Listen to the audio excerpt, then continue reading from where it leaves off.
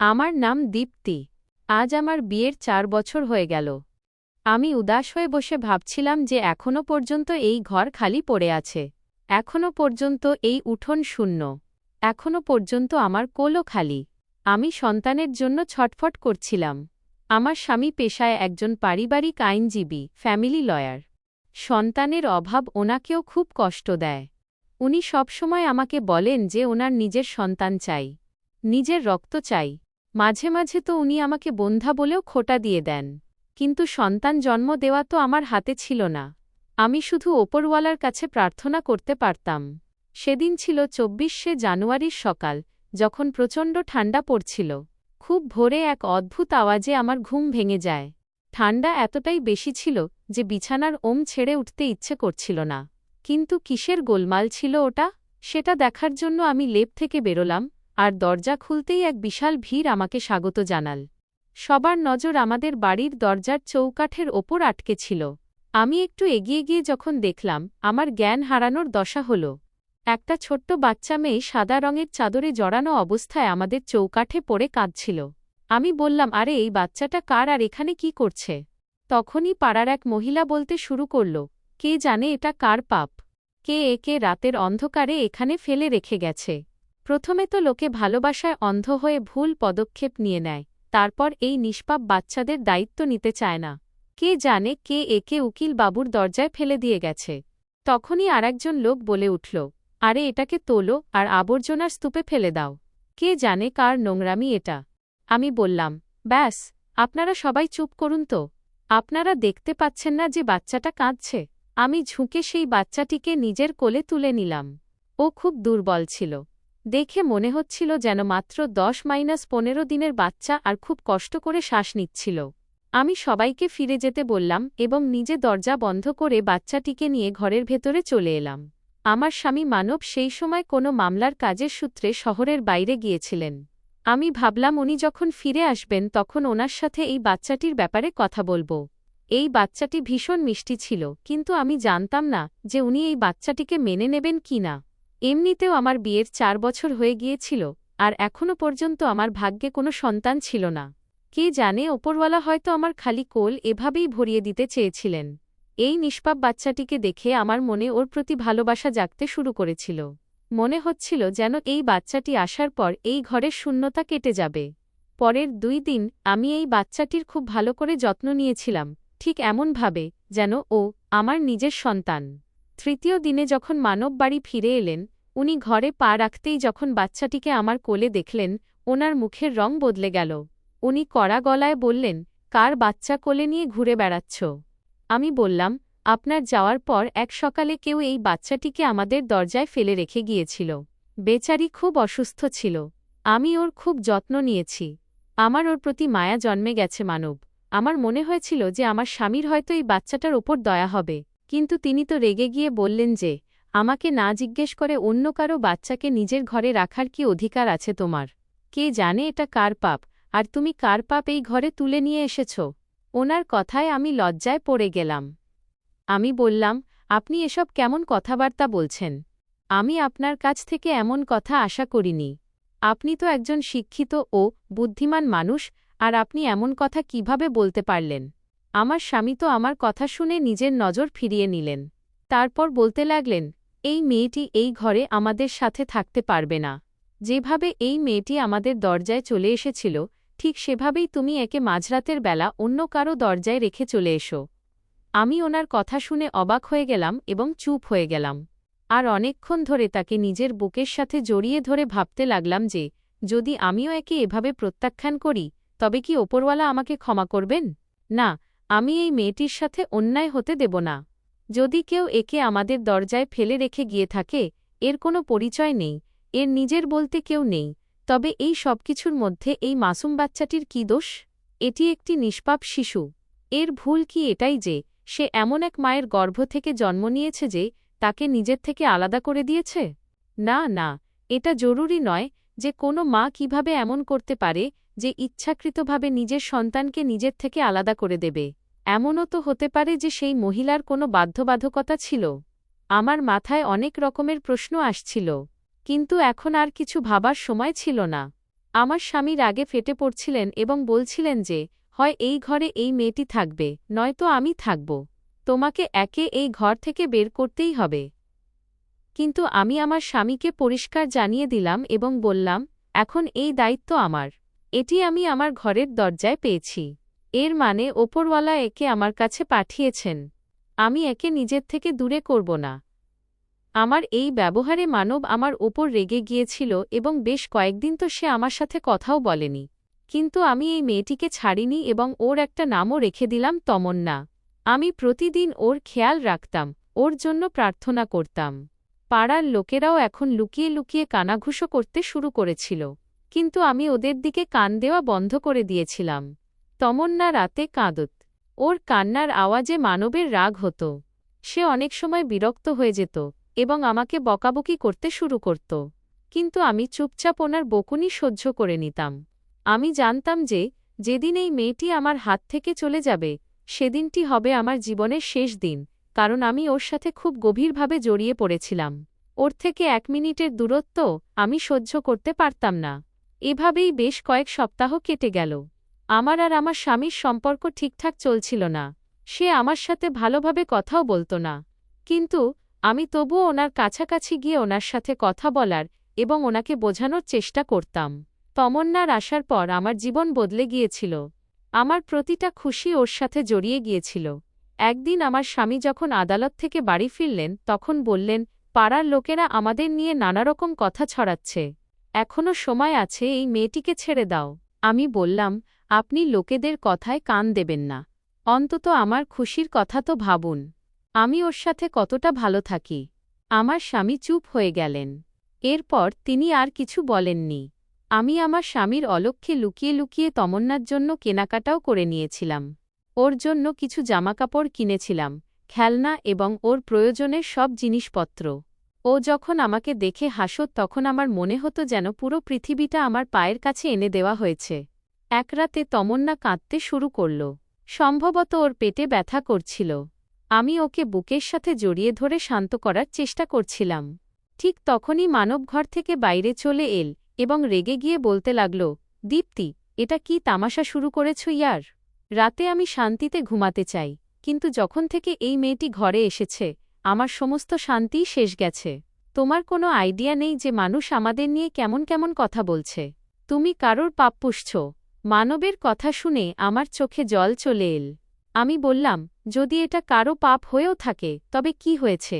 এখন ও আমার কাছে এসেছে, এটাই আমার ভাগ্য। কিন্তু আমার স্বামীর মুখে তখন কঠোর অভিব্যক্তি ছিল। তিনি সকালের দিকে যখন ওনার অফিসে চলে গেলেন, তারপর সন্ধ্যা পর্যন্ত আর বাড়ি ফিরে আসেননি। আমি ভাবছিলাম যে ওনার মনে কখনো না কখনো এই মেয়েটির জন্য ভালোবাসা নিশ্চয়ই জেগে উঠবে। কিন্তু তিনি তো একে মেনে নিতেই চাইছিলেন না। কিছুদিন পর আমার এক বান্ধবী শীতল আমাদের বাড়িতে এল। সে জানত যে আমি অনেক দিন ধরে একটা সন্তানের জন্য ছটফট করছি। যখন আমি ওকে তমন্নার ব্যাপারে বললাম, তখন সে কিছুটা আবেগপ্রবণ হয়ে পড়ল। বলতে লাগল, তোমার তো ওপরওয়ালার কাছে শুকরিয়া আদায় করা উচিত যে তিনি তোমাকে এই উসিলায় মা বানিয়েছেন। সে তমন্নাকে উপহার হিসেবে কিছু টাকা দিল এবং আমাকে বলল, মা হওয়ার জন্য শুধু সন্তানের জন্ম দেওয়াটাই জরুরি নয়। আসল মা তো সেই যে লালন পালন করে। শীতলের কথায় আমার মনে খুব শান্তি হল। যখন আমার স্বামী বাড়ি ফিরলেন তখন ওনার হাতে ওনার কিছু জরুরি কাগজপত্র ছিল এবং তিনি সেগুলো নিয়ে সোজা ঘরের ভেতরে চলে গেলেন। আমি ওনার জন্য খাবারও সাজিয়ে রেখেছিলাম, কিন্তু তিনি ঘর থেকে বাইরেই বেরোলেন না। আমি জানতাম যে তিনি আমার ওপর রেগে আছেন। তিনি তমন্নাকে এই ঘরে রাখতে দিতে চান না। পরের দিন সকালে তিনি আমাকে বললেন যে আমি যেন তমন্নার জন্য কোনো ব্যবস্থা করে নিই, নইলে ভালো হবে না। আমি সাহস সঞ্চয় করে বললাম, আপনাদের কি এই নিষ্পাপ শিশুটির ওপর দয়া হয় না? ওর প্রতি আপনার মন এত কঠোর কেন? কে জানে, আপনার এই কঠোরতার কারণেই হয়তো ওপরওয়ালা আপনাকে নিজের কোনো সন্তান দেননি। যে কথায় তিনি চমকে উঠে আমার দিকে তাকালেন এবং তারপর চুপ হয়ে গেলেন। এভাবেই কিছুদিন এই দোলাচলের মধ্যে কেটে গেল এবং একদিন তমন্নার শরীর খুব খারাপ হয়ে পড়ল। ওর খুব তীব্র জ্বর এসে গিয়েছিল। আমি একাই ওকে হাসপাতালে নিয়ে চলে গেলাম। ডাক্তার ওষুধ দিলেন এবং বললেন যে বাচ্চাটির শরীর বেশ দুর্বল, আপনাকে ওর বেশি করে খেয়াল রাখতে হবে। আমি দিনরাত ওর সেবায় লেগে থাকতাম। আমার স্বামী দেখছিলেন যে বাচ্চাটির শরীর ভালো নেই এবং আমি ওর কতটা খেয়াল রাখছি। কিছুটা কোমলতা তৈরি হয়েছিল।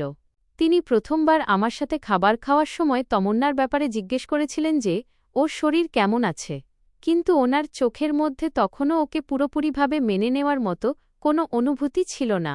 আমি বললাম যে হ্যাঁ, এখন ওর শরীর আগের চেয়ে কিছুটা ভালো আছে। ঠিক তার পরের দিনই আমার স্বামী একটা খুব পুরনো কেস জিতে গিয়েছিলেন, যেটা অনেক বছর ধরে চলে আসছিল, যে কারণে তিনি খুব খুশি হয়েছিলেন এবং এই কেসের জয় ওনার জন্য একটা মস্ত বড় সাফল্য প্রমাণিত হয়েছিল, যাতে আমার স্বামী অত্যন্ত আনন্দিত হয়েছিলেন। তিনি যখন বাড়ি ফিরে এলেন তখন প্রথমবার ওনার মুখে একটা হাসি ছিল। তিনি জানালেন যে ওপরওয়ালার কৃপায় ন্যায়ের পক্ষে তিনি যে কেসটি লড়ছিলেন তাতে ওনার জয় হয়েছে। আমি তখনই বললাম, আপনি দেখলেন তো তমন্না আমাদের জন্য কতটা সৌভাগ্যশালী প্রমাণিত হয়েছে। আমার কথায় তিনি চোখ নিচু করে নিলেন এবং তারপর আর কোনো উত্তর দিলেন না। সেই মুহূর্তে আমি বুঝতে পেরেছিলাম যে সত্য কখনো কখনো মানুষের চোখের সামনেই থাকে, কিন্তু মানুষ নিজের অহংকারের অন্ধত্বে তা দেখতে অস্বীকার করে। যেমন যেমন সময় কেটে যাচ্ছিল, আমার স্বামীর কঠোরতাও কমে আসছিল। দিনের পর দিন আমাদের ঘরে কোনো না কোনো খুশি এসেই চলেছিল। আমার স্বামীর 2 বছর আগে আমাদেরই পাড়ার একটা বাড়ি খুব পছন্দ হয়েছিল। তিনি সেই বাড়িটা কিনতে চেয়েছিলেন, কিন্তু বাড়ির মালিকের সাথে ওনার দামের মেলবন্ধন হচ্ছিল না। কিন্তু এখন তিনি সেই বাড়িটাও কিনতে যাচ্ছিলেন। আমি এবার অবশ্য মানবকে কিছু বলিনি, কিন্তু আমার মনের ভেতর থেকে একটা আওয়াজ উঠছিল যা বারবার বলছিল যে এই সব কিছুই তমন্নার সৌভাগ্যময় পদক্ষেপের কারণে সম্ভব হয়েছে। তমন্না যেন এই ঘরের প্রতিটা দেওয়ালে খুশির রং ছড়িয়ে দিয়েছিল। আমি প্রতিদিন ওর সাথেই সময় কাটাতাম। আমার তো সময়ের হদিশই থাকত না। ও রাতে কাঁদলে আমি ওকে গান গেয়ে ঘুম পাড়াতাম, আরও আমার বুকের ওপর মাথা রেখে ঘুমিয়ে পড়ত। মানব বলেছিল যে আমরা এই ঘরে আর মাত্র একটা মাস থাকব, তারপর আমরা আমাদের নতুন বাড়িতে শিফট হয়ে যাব। আমার স্বামী খুব খুশি মনে আমার সাথে কথা বলতেন যে আমরা পুরনো আসবাবপত্র কোনো গরিব মানুষকে দিয়ে দেব আর নতুন বাড়ির জন্য সমস্ত নতুন আসবাবপত্র কিনব। আমি ওনার এই খুশিতে খুব আনন্দিত হতাম। একদিন আমি আমার স্বামীকে খুব উদাস দেখলাম। আমি ওনার কাঁধে সান্ত্বনার হাত রাখলাম এবং বললাম, কি হয়েছে, আপনি উদাস কেন? মনে হচ্ছিল যেন তিনি ওনার পুরনো কোনো অতীতে হারিয়ে গেছেন। তিনি আমাকে কোনো উত্তর দিলেন না, শুধু এটুকুই বললেন যে একটা পুরনো কথা মনে পড়ে গিয়েছিল। তিনি বলছিলেন, আমার কখনো কখনো এমন মনে হয় যেন আমার মনের ওপর একটা মস্ত বড় বোঝা রাখা আছে। আমি বললাম, যদি আপনার বোঝা মনে হয়ে থাকে তবে আপনার তমন্নাকে মেনে নেওয়া উচিত। অস্বীকার করাটা তো এক ধরনের জেদ। কিছুক্ষণ তো তিনি চুপ করে রইলেন, তারপর বলতে লাগলেন, তোমারই দোয়া যা আমাকে এত দূর নিয়ে এসেছে। যদি আমি তোমার জায়গায় হতাম তবে কবেই তমন্নাকে কোথাও দূরে ফেলে দিয়ে আসতাম। কিন্তু তুমি তো কারোর পাপকে আমার ঘরে জায়গা দিয়ে রেখেছ, যা আমি সহ্য করতে পারছি না। আমি বললাম, হয়তো সেই পাপই আপনার জন্য সৌভাগ্যশালী প্রমাণিত হচ্ছে। আমার কথায় তিনি কিছু বললেন না, কিন্তু আমি প্রথমবার ওনার চোখের মধ্যে হার মেনে নেওয়ার একটা ঝলক দেখে নিয়েছিলাম। 1 মাস পর আমরা সবাই আমাদের নতুন বাড়িতে শিফট হয়ে গেলাম। নতুন বাড়ির খুশিতে আমার স্বামীর বন্ধুরা ওনার কাছে নতুন বাড়িতে পার্টি নেওয়ার জন্য এসেছিলেন। তিনি ওনার সব বন্ধুদের ডিনারে আমন্ত্রণ করেছিলেন।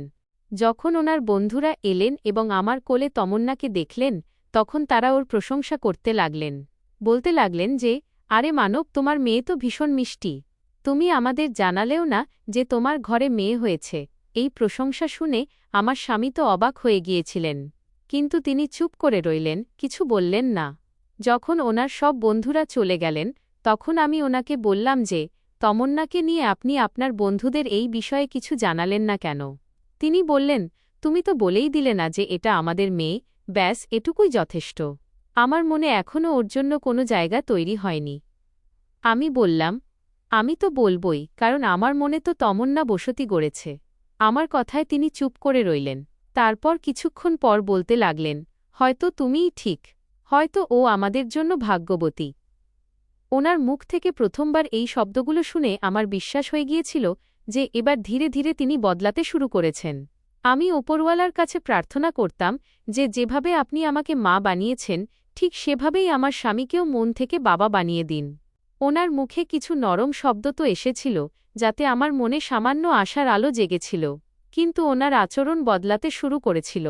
তিনি এখন তমন্নাকে দেখা থেকে এড়িয়ে চলতে লাগলেন। ও যখনই ওনার কাছাকাছি আসত তিনি নিজের নজর ঘুরিয়ে নিতেন। আমি একদিন ওনার হাতে তমন্নার ফিডার দুধের বোতল দিয়ে বললাম যে খানিকক্ষণের জন্য ওকে একটু আপনার সাথে খেলিয়ে নিন, আমি কাজের মধ্যে আছি। তখন তিনি এক ঝটকায় ফিডারটা টেবিলের ওপর রাখলেন এবং বলতে লাগলেন, ওকে নিয়ে আমার কোনো মাথা ব্যথা নেই, এটা আমার দায়িত্ব নয়। এতটুকু বলে তিনি উঠে চলে গেলেন আর আমি চুপ করে রইলাম। কিছু বলারও কোনো লাভ ছিল না। এখন তমন্না 5 মাসের হয়ে গিয়েছিল। কখনো কখনো নিজের ছোট্ট হাত দুটো দিয়ে সে আমার মুখটাও ধরে ফেলত। আমি বহুবার খেয়াল করেছি যে মানব ওকে লুকিয়ে লুকিয়ে দেখতেন, কিন্তু যেমনই আমার নজর ওনার ওপর পড়ত তিনি সঙ্গে সঙ্গে নিজের মুখ ঘুরিয়ে নিতেন। একদিন আমাদের প্রতিবেশী এক মহিলা এলেন। তিনি কথায় কথায় আমাকে বললেন যে আমাদের তো এখনও বিশ্বাস হয় না যে তুমি কারোর অবৈধ সন্তানকে নিজের ঘরে জায়গা দিয়ে রেখেছ। এতে তো তোমার স্বামীও রাজি নন। আমি ওনার কথা চুপচাপ শুনলাম, কিন্তু ওনাকে কিছু বললাম না। মানব যখন রাতে আবার বাড়ি ফিরলেন তখন বলতে লাগলেন, তোমার কারণে আমাকে পাড়ার লোকেদের কথা শুনতে হচ্ছে। লোকে তমন্নাকে নিয়ে অনেক কথা বানায়, আর আমার কাছে সবার প্রশ্ন বোঝা বলে মনে হয়। আমি রেগে গিয়ে আমার স্বামীকে বললাম, তাহলে ঠিক আছে, আপনি আমাকে অনুমতি দিয়ে দিন, আমি তমন্নাকে নিয়ে এখান থেকে অন্য কোথাও চলে যাব। আমার স্বামী এই কথায় রেগে গেলেন। তিনি বললেন, আমাকে হুমকি দিও না, এই ঘর আমার সাথে সাথে তোমারও, কিন্তু এই অবৈধ বাচ্চাটিকে তুমি আমার ঘাড়ে চাপিও না। আমি বললাম, যদি ও অবৈধই হয়ে থাকে তবে ও সৌভাগ্যময় পদক্ষেপে আপনার ঘরে খুশি কোথা থেকে এল? আপনি বাড়ি পেয়ে গেলেন, কাজে উন্নতি হল, লোকে আপনাকে সম্মান করে, ব্যাস, এছাড়া আপনার আর কি চাই? এই সব কিছু তমন্নার আসার পরেই তো সম্ভব হতে পেরেছে না? আমার স্বামী বললেন, তোমার এই বকবক বন্ধ করো, আর এতটুকু বলে তিনি ঘর থেকে বাইরে চলে গিয়েছিলেন। আমার স্বামী পরিষ্কার বলে দিয়েছিলেন যে তিনি তমন্নার সাথে কোনো সম্পর্ক রাখতে চান না। এখন ওনার অবস্থা এমন হয়েছিল যে তিনি না তো ওকে দেখতেন, বরং ওর কথা উঠলেই রেগে উঠতেন। আর আমি ওনার প্রতিটা আচরণ চুপচাপ এবং ধৈর্যের সাথে সহ্য করছিলাম। আমার স্বামী বারবার এটাই বলতেন যে কে জানে এটা কোনো নোংরা বংশের রক্ত। আমি একে নিজের নাম দেব না আর না একে নিজের ঘরে সহ্য করব। সময় এভাবেই কেটে গেল, আর এখন তমন্না 9 মাসের হয়ে গিয়েছিল। সে ধীরে ধীরে হাঁটতে শিখে গিয়েছিল। একদিন সে হাঁটতে হাঁটতে মানবের পায়ের কাছে পৌঁছে গেল। সে ওনার জামা ধরে টানল। আমি দেখলাম যে মানবের চোখে হালকা বিরক্তির সাথে একটা হাসিও ছিল, যেন তিনি কিছু একটা অনুভব করছিলেন। কিন্তু তারপরই আবার ওনার কাছে ওর অস্তিত্বটা খচখচ করতে শুরু করল। আর আমি দিনের পর দিন ভেঙে পড়ছিলাম। আমি তমন্নাকে নিজের বুকের সাথে জড়িয়ে ধরে প্রতিদিন একটা নতুন পরীক্ষার মধ্য দিয়ে যাচ্ছিলাম। ঠিক সেই সময় আমার শরীরের মধ্যে কিছু পরিবর্তন আসতে শুরু করল। শুরুতে তো আমি বিষয়টিকে এড়িয়ে গিয়েছিলাম, কিন্তু যখন দেখলাম আমার শরীর একটু বেশিই খারাপের দিকে যাচ্ছে তখন আমি সঙ্গে সঙ্গে ডাক্তারের কাছে গেলাম। আমার মাথা ঘুরত এবং গা গুলিয়ে আসত। লেডি ডাক্তার আমার চেক আপ করলেন, কিছু প্রশ্ন করলেন, তারপর কিছু টেস্ট করানোর কথা বললেন। টেস্ট রিপোর্টের পর তিনি আমাকে এমন কিছু একটা জানালেন যা শুনে আমি অবাক হয়ে গিয়েছিলাম। আমার মনে হয়েছিল যে হয়তো আমার কোনো বড় অসুখ হয়ে গেছে, কিন্তু তিনি তো আমাকে এক খুশির খবর শোনালেন। তিনি আনন্দের সাথে বললেন যে তুমি মা হতে চলেছ, প্রেগন্যান্ট। আমার তো ওনার কথায় বিশ্বাসই হচ্ছিল না। তিনি বললেন, হ্যাঁ, আমি একদম সত্যি বলছি, তোমার টেস্ট রিপোর্টও এটাই বলছে। আমার কিছুতেই বিশ্বাস হচ্ছিল না। আমার তো মনে হতো যে আমি হয়তো কোনোদিন মা হতেই পারব না। তখন আমার মনে পড়ল যে আমার স্বামী আমাকে বন্ধা বলে খোঁটা দিতেন। আজ ওনার সেই খোঁটার জবাবও প্রকৃতি আমাকে পরিষ্কারভাবে দিয়ে দিয়েছিল। আমি বাড়ি গিয়ে চুপচাপ তমন্নাকে কোলে নিয়ে বসে রইলাম। আমার মন খুশিতে আত্মহারা হয়ে উঠছিল। আমি বুঝতে পারছিলাম না যে মানবকে এই খুশির খবরটা কিভাবে শোনাব। তিনি যখন বাড়ি এলেন তখন রাতের খাবার খাওয়ার পর আমি শান্ত গলায় বললাম, আপনার সাথে আমার একটা জরুরি কথা আছে। তিনি গম্ভীর হয়ে গেলেন এবং বলতে লাগলেন, হ্যাঁ বলো। আমি বললাম, আমি মা হতে চলেছি। তিনি কয়েক সেকেন্ডের জন্য আমার দিকে তাকিয়ে রইলেন, যেন শুনতেই পাননি। তারপর আবার বলতে লাগলেন, তুমি কি বললে? আমি সেই একই কথা আবার পুনরাবৃত্তি করলাম। তখন কিছুক্ষণ তিনি চুপ হয়ে গেলেন এবং তারপর ওনার চোখে জল এসে গেল। তিনি আমাকে বুকে জড়িয়ে ধরলেন এবং বললেন, এটা তো খুব খুশির কথা। আমি ভেবেছিলাম যে এবার হয়তো ওনার মনে তমন্নার প্রতি কিছুটা কোমলতা আসবে, কিন্তু পরের দিন থেকেই ওনার আচরণ কেমন যেন অদ্ভুত হয়ে গেল। তিনি তমন্নার থেকে পুরোপুরি দূরত্ব বজায় রাখতে শুরু করলেন। এমনকি ও যদি ওনার কাছ দিয়েও যেত, তিনি ওর দিকে রাগী চোখে তাকাতে শুরু করতেন। একদিন আমি দেখলাম যে তমন্না হাঁটতে হাঁটতে আমার কাছে চলে এসেছিল এবং সে আমার জামা ধরে নিয়েছিল। তখনই আমার স্বামী ওকে বকে উঠে বললেন, দীপ্তির থেকে দূরে থাকো। আমি চমকে উঠে ওনার দিকে তাকালাম। তিনি আমাকে উত্তর দিলেন, আমি এই অলক্ষণে মেয়েটার ছায়াও আমার আসতে চলা সন্তানের ওপর পড়তে দিতে চাই না। তুমি এর থেকে দূরে থাকো। আমি বললাম, এটি সেই একই বাচ্চা যার সৌভাগ্যময় পদক্ষেপে আমরা এত বড় খুশির খবর পেয়েছি, আর আপনি একে অলক্ষণে বলছেন। নিচে আপনার দেওয়া পুরো লেখার বাংলা অনুবাদ দেওয়া হল। কোনো অংশ বাদ না দিয়ে সম্পূর্ণ আবেগ ও দীর্ঘতা বজায় রেখে এটি অনুবাদ করা হয়েছে। তিনি বললেন, দেখো, এখন আমার নিজের সন্তান এই পৃথিবীতে আসতে চলেছে। আমি এটা বরদাশত করতে পারব না যে আমার সন্তানের সাথে অন্য কারও অবৈধ সন্তান থাকুক। আমি ওনার কথা শুনে ভেঙে পড়ে কাঁদতে লাগলাম, কারণ আমি ওনাকে বুঝিয়ে বুঝিয়ে ক্লান্ত হয়ে গিয়েছিলাম। তিনি ওর জামাকাপড় আর খেলনাগুলো ঘরের এক কোনায় রাখিয়ে দিয়েছিলেন এবং বারবার আমাকে বলতেন যে এর থেকে দূরে থাকো। একদিন মানব আমাকে বলল, আমি তমন্নার জন্য একটা এতিমখানায় অনাথাশ্রমে কথা বলে নিয়েছি। কাল তুমি একে ওখানে রেখে চলে এসো। আমি শক্ত করে তমন্নাকে নিজের বুকের সাথে জড়িয়ে ধরলাম এবং বললাম, দেখুন মানব, এমনটা আমি কোনোদিনই করব না, কোনোদিনই না। তখন তিনি আমার চোখের দিকে চোখ রেখে বললেন, এবার সময় এসে গেছে যে একটা ফয়সালা হয়েই যাক। এবার হয় এই মেয়েটি এই ঘরে থাকবে, নয়তো আমি। তোমাকে আমাদের দুজনের মধ্যে যে কোনো একজনকে বেছে নিতে হবে। আমি বললাম, না, এটি আমার মেয়ে। আমি একে নিজের থেকে দূরে করব না। তিনি বললেন, তুমি ভুল ধারণার মধ্যে আছো। আমাদের আসল সন্তান তো এখন এই পৃথিবীতে আসতে চলেছে। এটি তোমার মেয়ে নয়। আর আমি চাই যে তোমার সমস্ত ধ্যান আমার আসতে চলা সন্তানের ওপর থাকা উচিত, এর ওপর নয়। আমি মানবকে কিছু বলতে যাব, তখনই তিনি নিজের হাতের ইশারায় আমাকে থামিয়ে দিলেন এবং বলতে লাগলেন, ব্যাস, আমি আর তর্ক করতে চাই না। হয় এই বাচ্চা এই ঘর থেকে যাবে, নয়তো আমি। আমি চুপ রইলাম, কারণ আমার কাছে বলার মতো আর কিছু বাকি ছিল না। পরের দিন তিনি আমার সাথে কথা বলছিলেন না। তমন্নাকে আমারই ঘরের মধ্যে একরকম বন্দি করে দেওয়া হয়েছিল। যখনই সে বাইরে বেরোত, মানব নিজের রাস্তা বদলে নিতেন। এখন আমার প্রেগন্যান্সির শেষ সময় চলছিল। শরীর ভারী হয়ে আসছিল, তবে আসল বোঝা তো ছিল আমার মনের ওপর, কারণ তমন্নাও দিন দিন বড় হয়ে উঠছিল। এখন সে ধীরে ধীরে হেঁটে হেঁটে আমার পিছন পিছন চলে আসত এবং কথা বলার চেষ্টাও করত। সে আমাকে মাম্মি বলতে শুরু করেছিল। মানব একদিন ওর মুখ থেকে আমাকে মাম্মি বলতে শুনে নিলেন, তখন রেগে গিয়ে বলতে লাগলেন, একে এসব কথা শেখাও না যে ও তোমাকে নিজের মা ভাববে। তুমি শুধু একে লালন পালন করেছ, একে জন্ম দাওনি, যা তুমি একে মা বলার অধিকার দিয়ে দিয়েছ। আমি চুপ করে রইলাম। আমি জানতাম যে মানব কোনোদিন বদলাতে পারবেন না। সেই রাতেই আমি তমন্নাকে নিজের কোলে নিয়ে ঘুম পাড়াচ্ছিলাম। তখনই মানব আমার কাছে এলেন এবং বলতে লাগলেন, আমি তোমাকে শেষবারের মতো বলছি, কাল এই বাচ্চাটিকে এতিমখানায় রেখে এসো। তোমার শারীরিক অবস্থাও এমন নয় যে তুমি দুটো বাচ্চার বোঝা বইতে পারবে। আমি বললাম, আমার মন যদি একজনকে কবুল করে নিতে পেরে থাকে, তবে অন্যজনকেও করে নেবে, এবং দুটো বাচ্চাই আমার কাছে সমান হবে। তিনি কিছুক্ষণ আমার দিকে তাকিয়ে রইলেন, আর তারপর বলতে লাগলেন, তুমি যে জেদ করছ তার পরিণাম তুমিই ভুগবে। পরের দিন মানব একটা রিকশাওয়ালাকে ডাকলেন এবং বললেন যে চলো একে নিয়ে যাওয়া যাক। আমি ঝটপট তমন্নাকে কোলে তুলে নিজের গলার সাথে জড়িয়ে নিলাম এবং বললাম, আমি একে নিয়ে কোথাও যাব না। আমি একে কাউকে দেব না। ও কোথাও যাবে না। মানব বলতে লাগলেন, তাহলে তুমি তোমার আসতে চলা সন্তানের সাথেও ন্যায় করছ না। আমি বললাম, আমার নিজের মমতার ওপর কোনো সন্দেহ নেই, কিন্তু আপনার এই ঘৃণা আমার পা থামিয়ে দিচ্ছে। আমার স্বামী রেগে গিয়ে দরজা বন্ধ করে দিলেন। তারপর বলতে লাগলেন, মনে রেখো, এবার থেকে আমি এই বাচ্চাটার জন্য আর কোনো রকম কোমলতা দেখাব না। তোমার বাপের বাড়ির লোকেদের সাথে এই বিষয়ে কথা বলবো। তোমার বিরুদ্ধে ওদের কাছে নালিশ করব। আমি বললাম যে, ঠিক আছে, আপনার যা করার আপনি করে নিন, কিন্তু আমি তমন্নাকে কোথাও যেতে দেব না। তিনি তো রেগে গিয়ে ঘর থেকে বাইরে চলে গেলেন। কিন্তু আমি আমার ঘরে বসে তমন্নাকে বুকের সাথে জড়িয়ে ধরে ফুঁপিয়ে ফুঁপিয়ে কাঁদতে লাগলাম।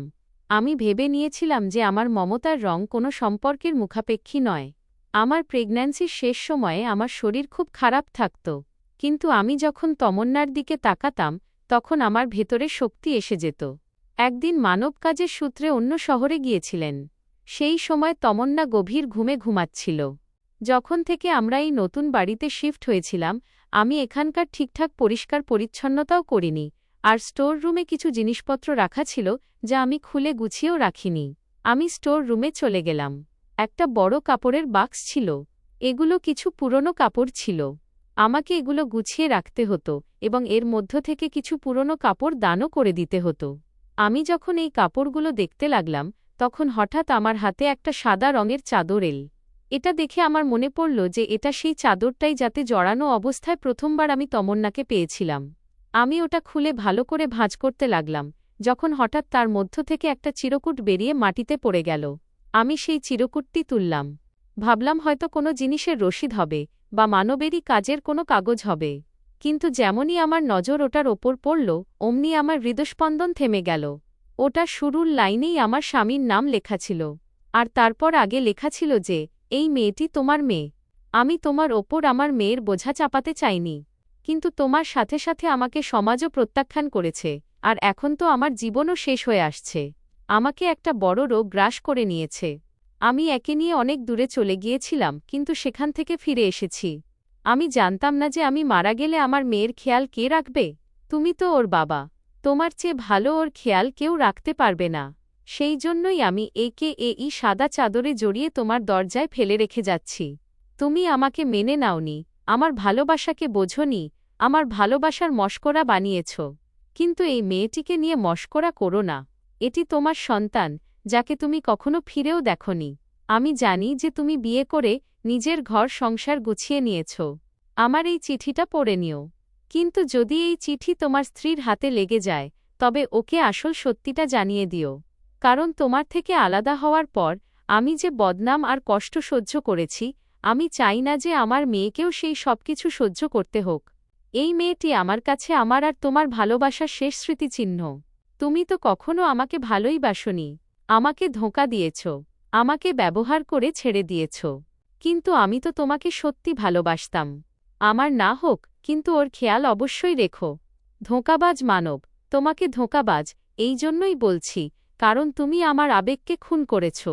আমি জানতাম না যে তুমি আমাকে মাঝপথে এভাবে ছেড়ে চলে যাবে। কোনো ব্যাপার না, শুধু আমার মেয়ের এখন খেয়াল রেখো। এমন যেন না হয় যে আমার মেয়ের আর আমার অভিশাপ একসাথে তোমাকে লেগে যায়। আমি তোমাকে মৃত্যুর পরেও ভালোবাসতে থাকব। লোকে বলে যে সত্যি ভালোবাসা মানুষেরা কখনো ঘৃণা করে না। তুমি হয়তো আমাকে ঘৃণা করেছ, কারণ তুমি আমাকে সত্যিই ভালোবাসতে না, কিন্তু আমি তোমাকে মন থেকে ভালোবাসতাম। আমি কখনো তোমাকে ঘৃণা করিনি। তোমার রেনু। এই চিঠিটা পড়ে আমার পায়ের তলা থেকে মাটি সরে গিয়েছিল এবং আমার চারপাশে সবকিছু ঘুরছে বলে মনে হচ্ছিল। এর মানে এই মেয়েটি আমার স্বামীর, যাকে তিনি প্রতিদিন কারো পাপ বলতেন, অবৈধ বলতেন। এটি ওনার নিজের রক্তের সন্তান বেরোল। আমি অনেকক্ষণ ধরে স্টোর রুমে বসে রইলাম এবং এই চিঠিটার দিকে তাকিয়ে রইলাম। সেদিন আমি খুব কেঁদেছিলাম, যেন কেউ আমার পুরো পৃথিবীটা তছনছ করে দিয়েছে। আমি সেই চিঠিটা নিজের কাছে যত্ন করে রেখে দিলাম। তারপর চাদরটা আবার জড়িয়ে আগের জায়গায় রেখে দিলাম। মানব যখন পরের দিন বাড়ি ফিরলেন, তখন ওনাকে খুব ক্লান্ত লাগছিল, কিন্তু আমি ওনার সাথে কথা বলার চেষ্টা করলাম। ওনাকে বললাম যে আপনার সাথে আমার একটা জরুরি কথা আছে। তিনি চমকে উঠে বসলেন। আমি আলতো করে সেই চিঠিটা তুলে ওনার সামনে রাখলাম এবং বললাম, এটা আমি সেই চাদরটার ভেতর থেকে পেয়েছি যেটাতে জড়ানো অবস্থায় আমি তমন্নাকে পেয়েছিলাম। এই চিঠিটা পড়ুন এবং আমাকে বলুন যে আপনি আসলে কার সাথে কি ব্যবহার করছিলেন। মানব যেমনই ওনার নজর চিঠিটার ওপর রাখলেন, ওনার চোখ দুটো বড় বড় হয়ে যেতে লাগল। ওনার মুখের রং বদলাতে শুরু করল এবং তিনি চুপ হয়ে গেলেন। কিছুক্ষণ তো তিনি ওটার দিকে তাকিয়ে রইলেন, তারপর ওটা নিজের হাতে নিয়ে ফুঁপিয়ে ফুঁপিয়ে কাঁদতে লাগলেন। আমি প্রথমবার ওনাকে এতটা অসহায় দেখলাম। মনে হচ্ছিল যেন তিনি খুব বড় কোনো অপরাধ করে ফেলেছেন। আমি বললাম, আমি সব কিছু জানতে চাই। এই চিঠির মানে কি? তিনি আমার সামনে হাত জোড় করলেন এবং বলতে লাগলেন, একটা রহস্য আছে যা আমি আজ পর্যন্ত তোমার কাছ থেকে লুকিয়ে রেখেছিলাম। আসলে কলেজ জীবনের সময় আমার রেনু নামের একটা মেয়ের সাথে দেখা হয়েছিল, যার সাথে আমি শুধু বন্ধুত্ব রাখতে চেয়েছিলাম, কিন্তু সে আমার বন্ধুত্বকে ভালোবাসার রূপ দিয়ে ফেলেছিল। আমি ওর সাথে একান্তে দেখাও করতাম। সে আমাকে বিয়ে করতে চেয়েছিল, কিন্তু আমি শুধু ওকে ব্যবহার করে ছেড়ে দিতে চেয়েছিলাম। আর আমি সেটাই করলাম। একদিন ওকে ছেড়ে দিলাম। সে ফুঁপিয়ে ফুঁপিয়ে কাঁদতে লাগল আর বলতে লাগল, আমাকে ছেড়ে যেও না, আমাকে বিয়ে করো, আমার খুব বদনাম হবে। তুমি আমার সাথে যা করেছ তার ফল আমার পেটে বড় হচ্ছে। আমি ওর মুখের ওপর কিছু টাকা ছুঁড়ে মেরেছিলাম আর বলেছিলাম, আমাকে কোথাও বদনাম করো না, এই বাচ্চাটাকে নষ্ট করে দাও। আমি ওকে কাঁদতে থাকা অবস্থায় ফেলে রেখে চলে এসেছিলাম। কিন্তু আমি জানতাম না যে ওর এত বড় রোগ হয়ে যাবে, যার কথা ও এই চিঠিতে লিখেছে। হয়তো ও এখন আর এই পৃথিবীতে বেঁচেও নেই। আমি জানতাম না যে ও আমারই মেয়েকে আমার দরজায় ফেলে রেখে চলে গেছে। আমার বাড়ির লোকেরা আমার বিয়ে তোমার সাথে করিয়ে দিল। আমি চাইলে রেনুকে বিয়ে করতে পারতাম, কিন্তু ও একটা গরিব পরিবার থেকে বিলং করত, গরিব পরিবারের মেয়ে ছিল। আমার বাড়ির লোকেরা কখনোই ওকে নিজের ঘরের বউ হিসাবে মেনে নিত না। আর তাছাড়া ওকে তো আমি শুধু বন্ধুত্ব আর টাইম পাস করার জন্য রেখেছিলাম। আমি ওকে ভালোবাসতাম না, আমি তো শুধু ওর সাথে সময় কাটাচ্ছিলাম। আমি জানতাম না যে ও আমাকে ভালোবাসার রূপে এত গভীরভাবে অনুভব করত। তিনি চোখ ভরে তমন্নার দিকে তাকালেন, যে আমার কোলে ঘুমাচ্ছিল, আর ওর মুখে হাত বুলিয়ে বলতে লাগলেন, এটি আমারই রক্ত, আমারই অংশ। তিনি বললেন, আমি হয়তো অনেক মেয়ের সাথে বন্ধুত্ব করেছি, তাদের সাথে টাইম পাস করেছি, কিন্তু আমি জানতাম না যে আমার দ্বারা এত বড় ভুল হয়ে গেছে, যে রেনুর আমাকে খুব প্রয়োজন ছিল। আমি ওকে ছেড়ে দিয়েছিলাম। আমি তোমার কাছে ক্ষমা চাইছি দীপ্তি। আমি তোমার থেকেও অনেক বছর ধরে এই রহস্যটা লুকিয়ে রেখেছিলাম। কিন্তু আমার কথা বিশ্বাস করো, যখন থেকে আমার তোমার সাথে বিয়ে হয়েছে, আমি কোনো ভুল কাজে জড়াইনি। রেনু এই চিঠিতে পরিষ্কার লিখেছে যে ওর জীবনের খুব কম দিনই বাকি আছে, আর মারা যাওয়ার আগে ও চিঠি সমেত বাচ্চাটিকে আমার দরজায় ফেলে রেখে গেছে। একদিন রেনুর এক বন্ধুর সাথে আমার দেখা হয়েছিল, তখন সে আমাকে এই কথা জানিয়েছিল যে রেনু এই পৃথিবী ছেড়ে চলে গেছে। কিন্তু আমি জানতাম না যে মারা যাওয়ার আগে ও আমারই মেয়েকে আমার কাছে ফিরিয়ে দিয়ে গেছে। এতটুকু বলে মানব ফুঁপিয়ে ফুঁপিয়ে কাঁদতে লাগলেন। বলতে লাগলেন, আমি নিজেকে কিভাবে ক্ষমা করব। আমি প্রতিদিন আমার নিজের মেয়েকেই পড়ায়া বললাম, তোমার মমতার ওপর সন্দেহ করলাম, আর তো আমার নিজের মেয়ে বেরোল। আমি বললাম, এখন সিদ্ধান্ত আপনার হাতে। আপনি একে অন্য কারোর পাপ ভেবে ঘর থেকে বের করে দিতে চেয়েছিলেন। আজ বলুন আপনি কি করতে চান? এ তো আপনারই রক্ত, কিভাবে একে ঘর থেকে বের করে দেবেন? আমার কথায় মানব কিছু বললেন না। তিনি নিজের হাত দিয়ে নিজের মুখ ঢেকে নিলেন। আমি বললাম, ওপরওয়ালা তমন্নাকে এই ঘরে পাঠিয়ে আপনার এই পরীক্ষা শুরু করে দিয়েছিলেন। মানব উঠলেন এবং তমন্নাকে নিজের কোলে তুলে নিয়ে বলতে লাগলেন, আমি তোমার সাথে অনেক অন্যায় করেছি মা। আমি শুধু তোমাকেই প্রত্যাখ্যান করিনি, বরং রেনুর শেষ আমানতকেও পায়ে পিষে দিয়েছি। ঠিক সেই সময়ই তমন্নার ছোট ছোট চোখগুলো খুলতে লাগল এবং সে জেগে উঠল। তখন মানব ওর মুখের দিকে তাকিয়ে রইলেন, আর তারপর আলতো করে ওকে নিজের কোলে তুলে বুকের সাথে জড়িয়ে নিলেন এবং নিঃশব্দে কাঁদতে লাগলেন। ওনার মুখে সেই কোমলতা ফিরে এসেছিল, যা ভ্যানিশড বছর আগে কোথাও হারিয়ে গিয়েছিল। তিনি ওর চুলে হাত বুলিয়ে দিতে লাগলেন, কিন্তু কিছু বললেন না। তিনি তমন্নাকে নিয়ে ঘরের এক কোণায় বসে পড়লেন এবং অনেকক্ষণ ধরে ওর কপাল চুম্বন করতে লাগলেন। পরের দিন মানব নিজের কাজের জন্য ঘর থেকে বের হওয়ার আগে তমন্নাকে অনেক ভালোবাসা দিয়ে গেলেন। কিন্তু যখন সন্ধ্যায় বাড়ি ফিরে এলেন, তখন ওনার মুখে খুব অনুশোচনা ও লজ্জা ছিল। তিনি আমাকে বললেন, দীপ্তি, আমার সমস্ত সত্যি তুমি জেনে গেছ। আমি জানি যে আমি খুব খারাপ মানুষ। আমি তোমার কাছে আমার কাজের জন্য ক্ষমাও চেয়ে নিয়েছি, আর আমি মন থেকে তমন্নাকেও মেনে নিয়েছি। আমি তোমার কাছেও অপরাধী। তুমি চাইলে আমাকে ছেড়ে চলে যেতে পারো, আমাকে আমার কাজের শাস্তি দিতে পারো, আমি সম্মানের সাথে তোমাকে ছেড়ে দেব। অথবা তুমি আমাকে যে শাস্তি দিতে চাও আমার তা মঞ্জুর। আমি বললাম, শাস্তি তো আপনাকে আমি দেব না, সময় দেবে। যে বোঝা অনেক দিন ধরে আমার বুকের ওপর রাখা ছিল, এখন তা আমার কাঁধে এসে গেছে। আপনি এই বাচ্চাটিকে মেনে নেননি এবং আমাকে বন্ধা বলে আমার ধৈর্যকে বারবার ভেঙেছেন। আর আপনি ভাবছেন যে যখন সমস্ত সত্যি আমার সামনে চলে এসেছে, তখন আমি আমার কর্তব্য ছেড়ে দেব? না, যে দায়িত্ব ওপরওয়ালা আমাকে দিয়েছেন তা আমি পালন করব। আপনি আমার পাশে থাকুন আর নাই থাকুন। মানব নিজের নজর নিচু করে বললেন, তুমি অনেক সাহস দেখিয়েছ। তোমার মতো নারী সবার ভাগ্যে থাকে না। আমি বললাম, আপনিও তো সেটাই করেছেন, যা পুরুষরা করে থাকে, চুপচাপ নিজের পথ বেছে নেওয়া, নারীর ওপর ভরসা না করা। কিন্তু আমি সেই মানুষ হব না যে আপনার নীরবতার জবাব প্রতিশোধ দিয়ে দেবে। আমি এমন একজন হব যে তমন্নাকে ওর নিজের মায়ের চেয়েও বেশি ভালোবাসবে। মানব এখন আমার পাশাপাশি তমন্নারও খুব খেয়াল রাখতেন। ওর খেলনাগুলোর প্রতি আগ্রহ দেখাতেন, ওর পাশে বসে ওকে দেখতেন। কিন্তু আমি জানতাম যে ওনার ভেতরে এখনও একটা খচখচানি বাকি আছে, একটা অনুশোচনা, একটা লজ্জা, যা তিনি ভাষায় প্রকাশ করতে পারছিলেন না। একদিন তিনি আমার কাছে এসে বলতে লাগলেন, যদি তুমি অনুমতি দাও তবে আমি আমার নামের সাথে তমন্নার ডকুমেন্ট, কাগজপত্র তৈরি করাতে চাই। ওর তো কোনো ডকুমেন্ট নেই। আমি চুপচাপ মাথা নাড়ালাম। আমি মানবের সাথে কোনো রকম তর্ক করতাম না। মানব তমন্নার সমস্ত আইডি ডকুমেন্ট তৈরি করালেন, যেখানে তিনি বাবার নাম নিজের এবং মায়ের নাম আমার লিখিয়েছিলেন।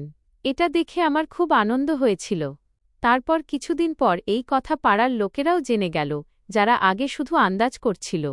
কিন্তু এখন তারা প্রশ্ন করার জন্য আমাদের ঘরের দরজায় আসতে লাগল যে, এই মেয়েটি আপনাদের কি হয়? আমার স্বামী যে সত্য বহু বছর ধরে লুকিয়ে রেখেছিলেন, তিনি সেটা এখনও লোকেদের সামনে আসতে দিতে চাইছিলেন না। কিছু লোক তো রেগে গিয়েছিল, আর কিছু লোক কথা ছড়াচ্ছিল যে তিনি এক অবৈধ বাচ্চাকে নিজের নাম দিয়ে দিয়েছেন। কিন্তু আমার স্বামীর এই সমস্ত কথা ভালো লাগছিল না।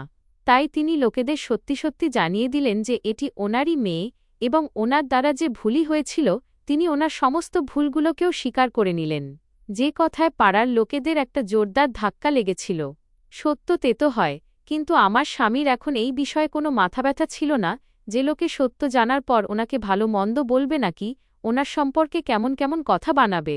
কিছুদিন এভাবেই কেটে গেল, এবং তারপর কিছুদিন পর লোকেরা আমার স্বামীকে যেমন ভালো মন্দ বলল, তেমনি আমাকে কোথাও না কোথাও ভালোও বলল। বলতে লাগল, তুমি পৃথিবীর এমন একজন নারী যে এক অপরিচিত বাচ্চাকে নিজের বুকের সাথে জড়িয়ে নিলে, ওকে নিজের ঘরে জায়গা দিলে এবং এক মা হয়ে ওকে লালন পালন করলে।